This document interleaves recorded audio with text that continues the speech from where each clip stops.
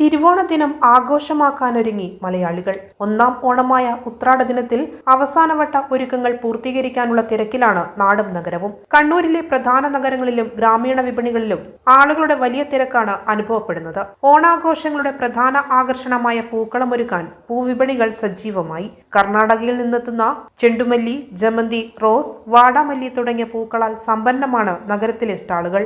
വിലയിൽ ചെറിയ വർധനവുണ്ടെങ്കിലും പൂക്കൾ വാങ്ങാൻ വൻ ജനത്തിരക്കാണ് അനുഭവപ്പെടുന്നതും. ഇതിനൊപ്പം നിറം മങ്ങാതെ ദിവസങ്ങളോളം സൂക്ഷിക്കാവുന്ന പ്ലാസ്റ്റിക്, ഫാബ്രിക് പേപ്പർ എന്നിവയിൽ നിർമ്മിച്ച കൃത്രിമ പൂക്കളും വിപണിയിൽ ഇടം നേടിയിട്ടുണ്ട്.